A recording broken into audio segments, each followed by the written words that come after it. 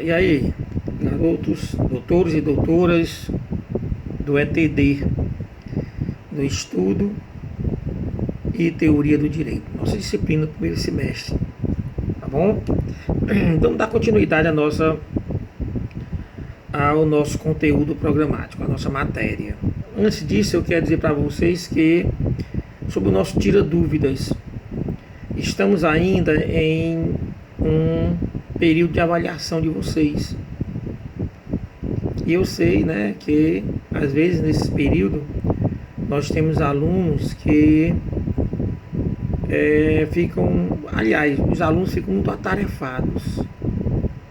Não tem só a minha disciplina, tem mais outras disciplinas a fazer avaliação e tal. Enfim.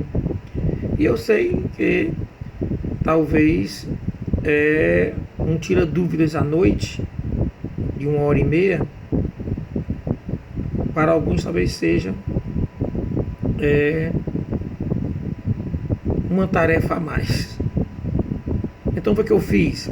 Eu entrei no sistema AVA e abri uma atividade escolha. E na escolha eu perguntei a vocês se vocês querem ou não tirar dúvidas hoje à noite. Está aberto até às 18 horas. Tá bom? Na realidade eu não quero saber se a maioria deseja ou não. O que eu quero saber é se eu teria quórum. Quer dizer, se eu teria alunos bastante para a gente fazer o tira dúvidas. O tira dúvida não é uma obrigatoriedade do aluno entrar, tá bom? Eu acho que é um dever, mas esse dever é um dever moral do aluno de participar ou não do tira dúvidas, pelo menos nesse período de avaliação. Mas eu sei que tem outros que desejariam. Então, se nós tivermos um quórum, né, um número de alunos razoável, eu, com todo prazer, eu farei o tira dúvidas de hoje à noite. Caso não, se tiver poucos alunos dizendo sim, optando pelo sim, aí a gente deixa para a próxima semana. E aí eu digo para vocês, antes das às 18 horas eu abro, vejo lá qual é o quadro, quantos tem de alunos. Se tiver um número razoável, número mínimo de quórum, eu farei. Caso não, eu aviso o resultado, tá certo? E comunico a vocês. Tranquilos? Não se preocupem, nós não sabemos o voto de vocês. É o sistema da faculdade, eu não tenho acesso não. Então vamos lá, dar continuidade. Na aula passada nós falávamos sobre o controle social. Na realidade, a denominação da unidade é o direito como instrumento de controle social.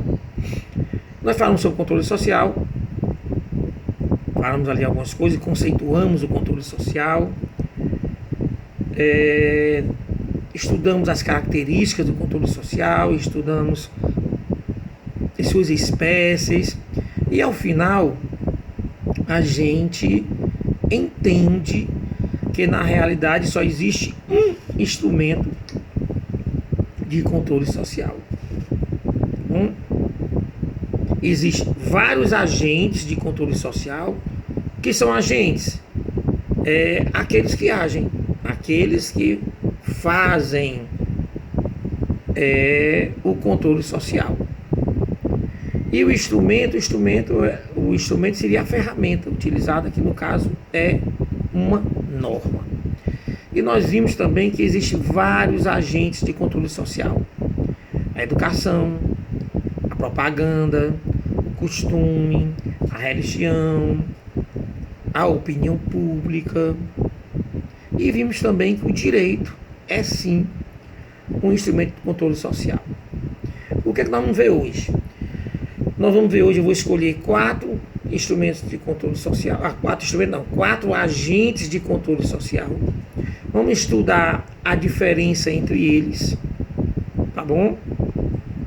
E vamos saber que dentre esses 4 e dentre todos os outros menores, né, o direito se torna o mais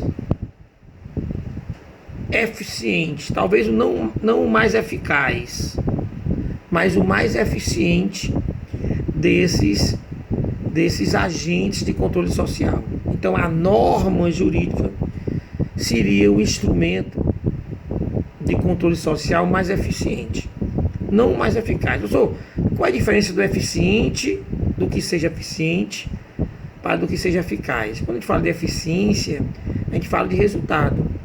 Talvez ele tenha o melhor resultado, somente o mais rápido possível. Quando a gente fala de eficácia, em termos de aceitação pelos componentes do grupo, talvez não seja o mais eficaz, mas com certeza é o mais eficiente. Nós vamos saber o porquê, tá bom? Então, o controle social, ele funciona mais ou menos assim, tá bom? Você imagine um grupo social. Esse grupo social, ele tem um grupo, um subgrupo que faz as devidas escolhas, tá bom? Você imagine um estado, o Estado brasileiro. Nós temos ali instituições que foram organizadas, foram criadas para que escolhesse, para que decidisse por quais agentes de controles ele vai se usar, e assim fazer com que todos nós que fazemos parte desse Estado, nos comportemos da forma que eles desejam, da forma que eles escolheram. Então nós temos o grupo social. Esse grupo social, ele escolhe quais seriam os valores consagrados que irão nortear os padrões comportamentais. Então, o grupo social, ele escolhe os valores consagrados. Esses valores consagrados vão nortear o padrão comportamental. Aí o grupo escolhe como é que eu vou impor? Como é que eu vou impor esse padrão comportamental aos meus componentes? Aí nesse momento ele vai escolher, tá certo? Qual seria a agência, ou qual seria o agente mais propício para ele nos convencer de nos comportarmos daquela forma, tá bom? Aí o agente, ele passa a impor a sua norma, tá bom? E essa norma chega até nós, os componentes. Óbvio que a opinião, né, a aceitação desses componentes por esse padrão comportamental é de importância vital. Caso contrário, poderá haver o que nós chamamos de desobediência. Então, estamos diante de uma situação hoje dessa forma.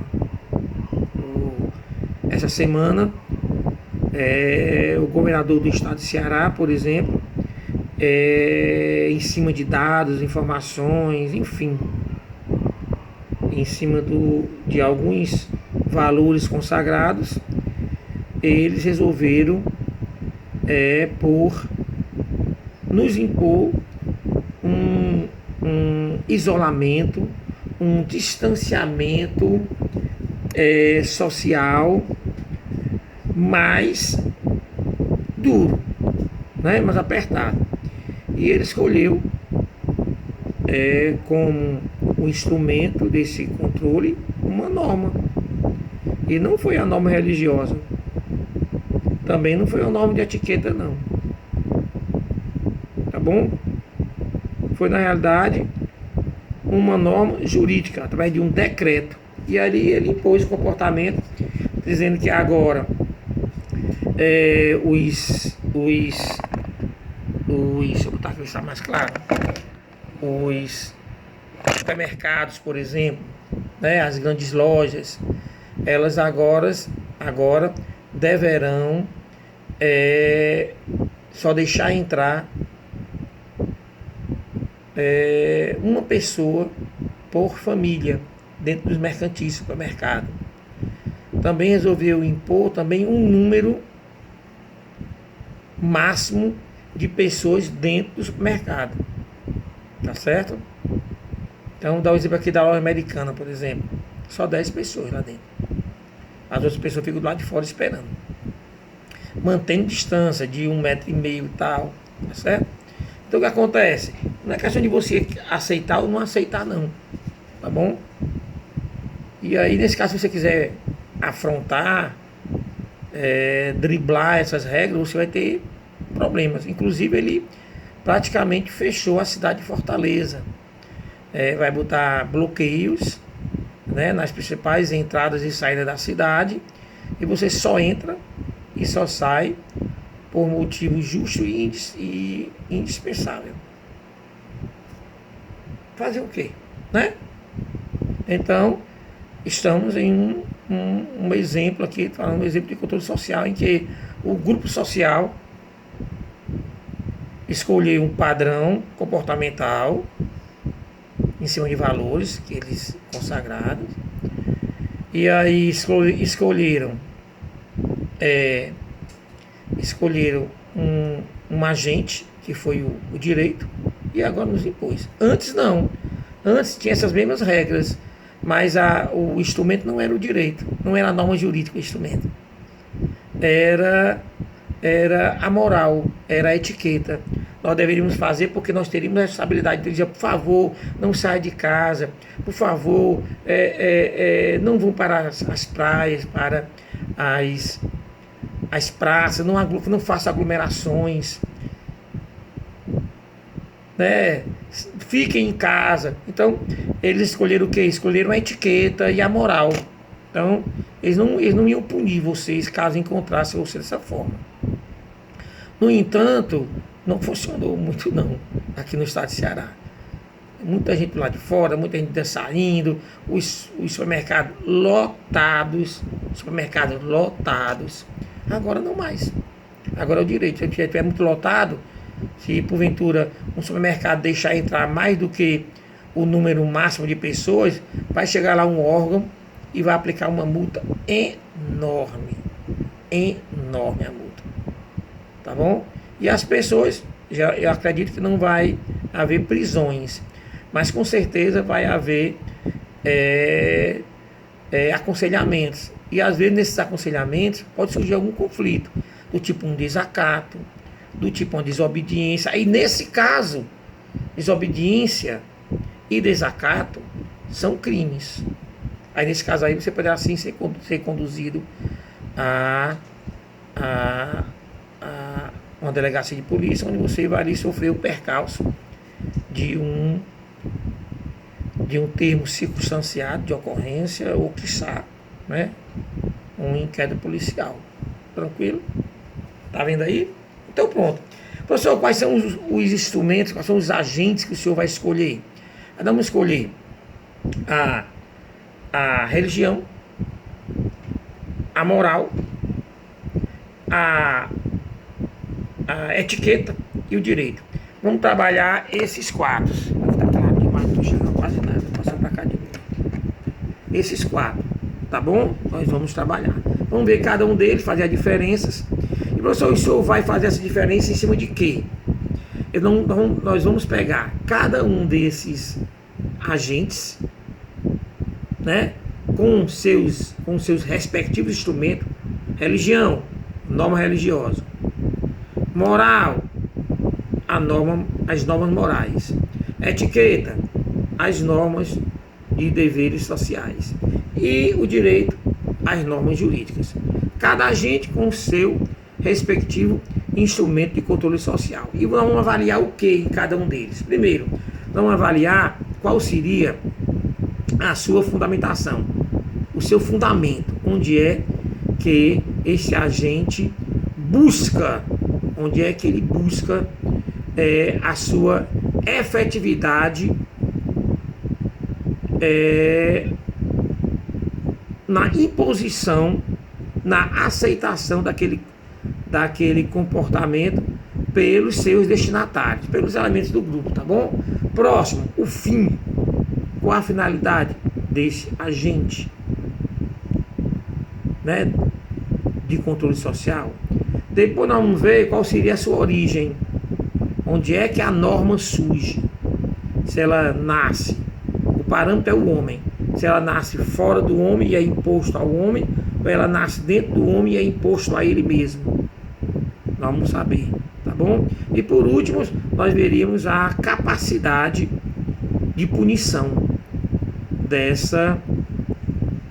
desse agente de controle social, que a gente chama de coercibilidade. O que é a coercibilidade? É a possibilidade que tem um determinado agente de punir. Qual é a possibilidade que ele tem? É grande? É pequena? Não tem? Qual é? Tá bom? Então vamos ver sobre esses 4 parâmetros. Vamos anotando aí. Primeiro parâmetro, o fundamento. Segundo, a finalidade. O terceiro, a origem. E por quarto, a coercibilidade. Então vamos ver primeiro a religião. Tá bom? E vamos ver a religião e as normas religiosas sobre esses 4 parâmetros, certo? O que é a religião? Vamos pensar a religião de uma forma científica. Não é a religião católica, não é a religião islâmica, não é o confucionismo, não é o hinduísmo, tá bom? Não é o protestantismo. Vamos ver como um todo o que seria a religião.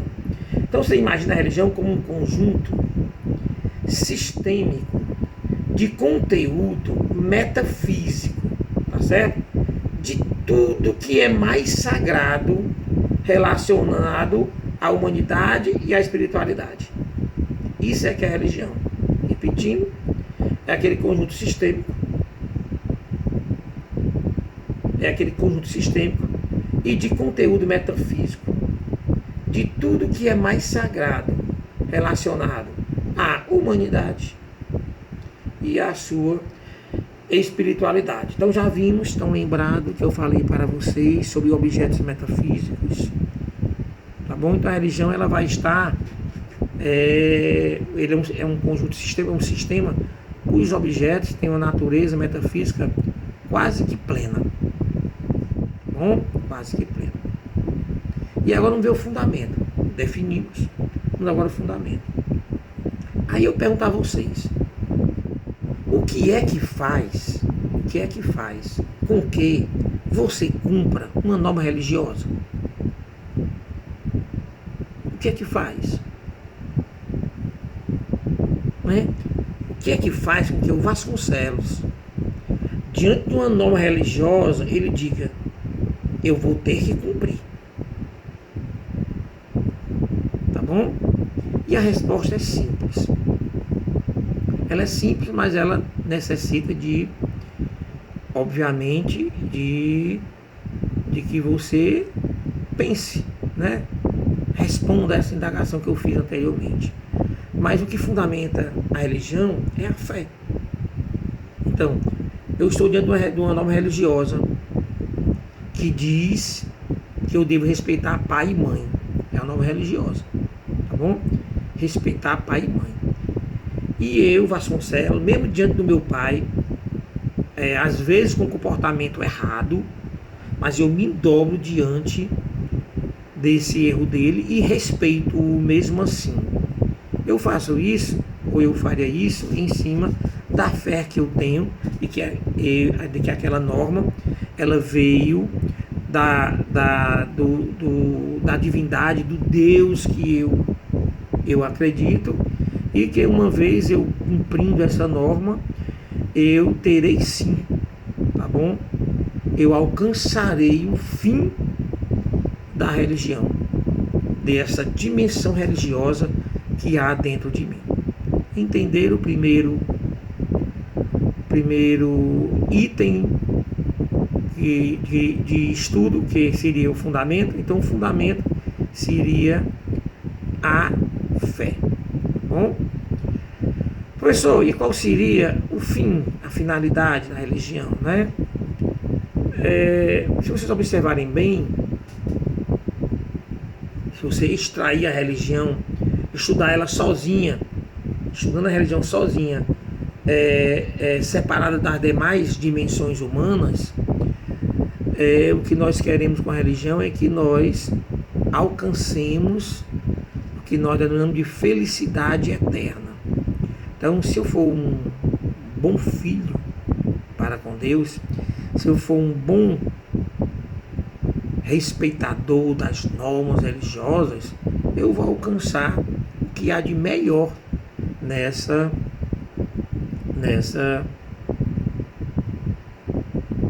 meus comportamentos, que seria o quê? A felicidade eterna. Então eu estaria ali, imaginemos, né? O Vasconcelos, pós-mortem, né? Pós-mortem, o Vasconcelos ia para o paraíso, ele ia estar ali junto com tudo que é de bom, enfim. Então seria a felicidade eterna. Bom, terceiro item, no que tange à origem. Essa norma religiosa, essa norma que o senhor falou, né? Da outra aqui, amar a teu Deus, amar ao próximo como a ti mesmo, né? Amar o teu próximo como a ti mesmo, também é uma norma religiosa, tá certo? Aí eu pergunto a você, né? Essa norma, ela nasce dentro de mim e eu imponho a mim mesmo, ou ela vem de fora e me é imposta de fora para dentro? Se ela nascer de dentro de mim e for imposta a mim mesmo, a gente chama de normas autônomas. Então ela seria uma norma autônoma. Então, agora se ela me for imposta de fora para dentro, né? Nesse caso seria heterônoma. No caso da religião, tá certo? A norma não é o cumprimento dela. A norma, ela vem de fora. Ela vem de Deus, né? Ela vem de Deus. E aí quando eu abraço, né? Quando eu escolho a religião, aquelas normas ali religiosas que estão ali previstas, eu vou aceitar, tá bom? Eu vou cumprir. Não, professor, mas aí pode vir dentro do senhor mesmo. Eu não vejo dessa forma, porque imaginemos, você é católico, imaginemos, né? Você é cristão. E o cristianismo, ele defende a monogamia, tá certo? A monogamia. Um homem para uma mulher, tá bom? E aí você agora passa para o islamismo. Lá eles defendem a poligamia, tá bom? E a poligamia. De daqui para lá você pode achar fácil, mas de lá para cá talvez não seja, porque você lá entende que porque é imposto que você pode casar com várias mulheres, um homem com várias mulheres. Aí de repente você passa a ser um adepto de uma religião que defende a monogamia. Está vendo com a norma bem, né? Os nossos profetas, né? Que tiveram contato com o divino, diretamente com o divino, foram eles que trouxeram as regras. Vamos lembrar do decálogo, aquelas 10 normas que vieram, não vieram de Moisés, né? Moisés teve que subir ao monte, e lá ele se encontrou com Deus, passou muito tempo lá. Quando ele se encontrou, e Deus passou para ele as normas, os 10 mandamentos, e veio e teve que ser imposto, tá certo?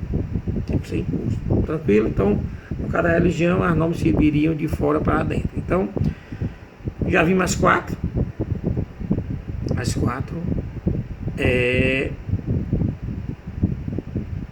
diferenças, né, ou requisitos diferenciadores que nós escolhemos da religião.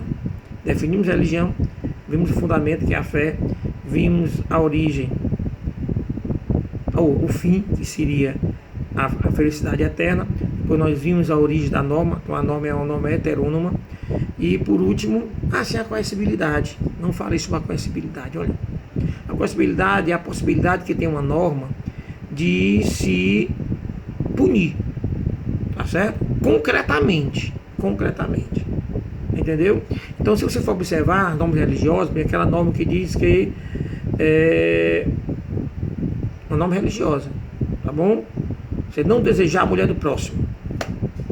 Você não pode desejar, tá certo? A mulher do próximo, tá bom? E imagine que o Vasconcelos desejou a mulher alheia. Bom, desejei. E aí? Qual vai ser a minha punição? Concretamente, neste mundo aqui, eu não sofreria nenhum tipo de punição, tá bom? É só o desejo. Não sofreria nenhuma punição. A punição viria pós-morte. Então, o que eu posso dizer? O que eu posso dizer é que a possibilidade, né, de sanção, a possibilidade da ocorrência de sanção de uma norma religiosa, pelo menos neste mundo, tá certo? Ela é muito baixa, essa possibilidade.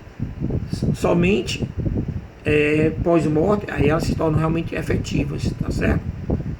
Efetivas. Inclusive, se você cometer um pecado mortal, o negócio é complicado, tá bom? Depois que você tiver que haver com Deus, né? Depois da morte. Entenderam? Então, vimos as 4 na religião: fé, felicidade eterna, ela é autônoma e, por último, a coercibilidade é muito baixa. Tranquilo? Vamos para a moral, tá certo? E a gente falar de moral é algo mais abstrato, pela própria subjetividade do seu instrumento. A norma moral, ela é muito subjetiva. O que quer dizer isso, subjetivo? Ela varia muito de pessoa para pessoa, a moral. O que para você é moral, talvez para mim não seja, tá certo? Então, se eu fosse definir moral, eu definiria como um conjunto de preceitos, tá certo?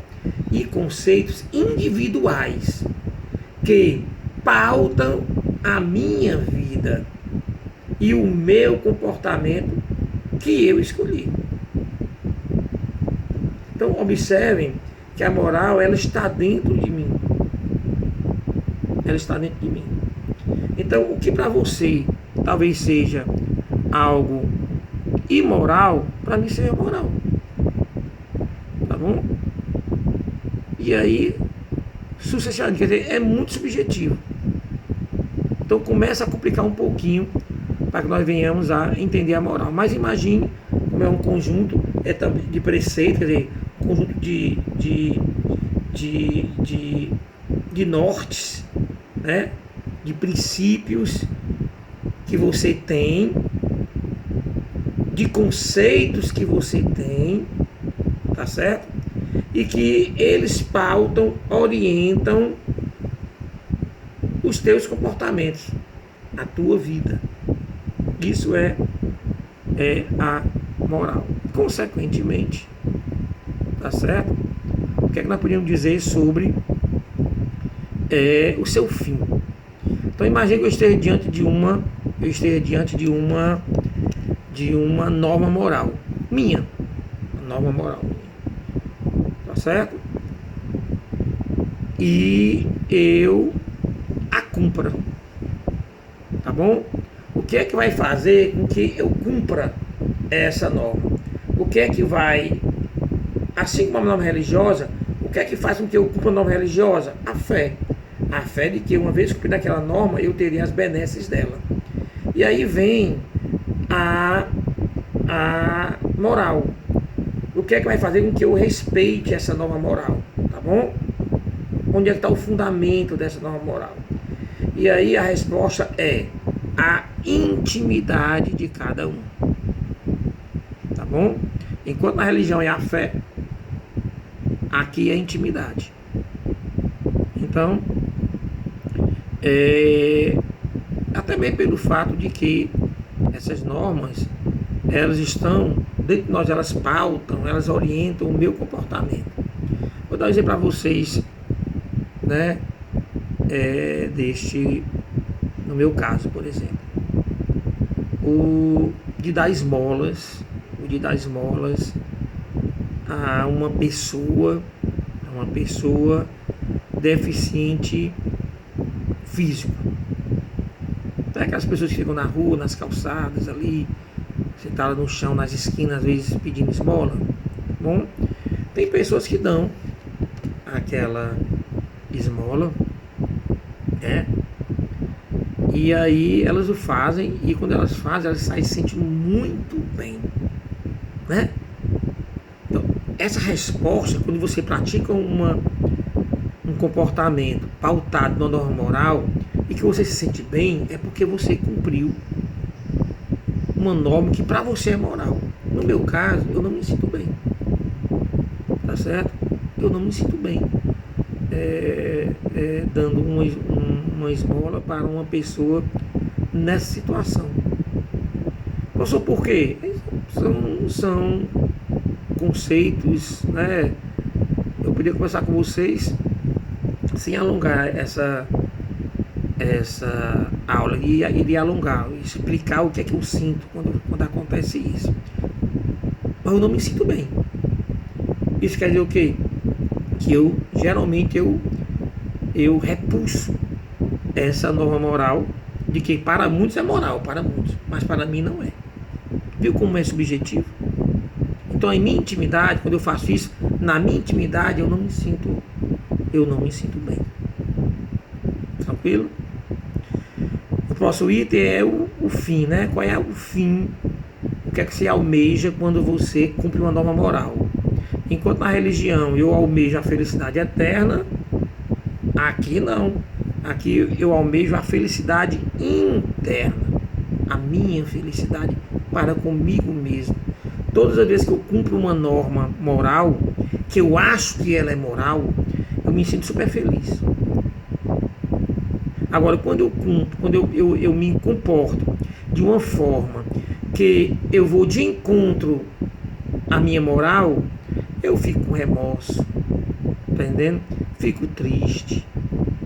Essas normas, elas te trazem isso, e aí você vai sentir se ela é moral ou não para você. Então tenha um cuidado com isso. É por isso que a gente não pode exigir o que é moral para você, não quer dizer que para os outros sejam moral. Então você não pode exigir isso. A gente pode exigir coisas concretas. Não importa se uma determinada norma jurídica é moral ou imoral, você tem que cumprir, né, não? Agora, quando a norma é só moral para você, não necessariamente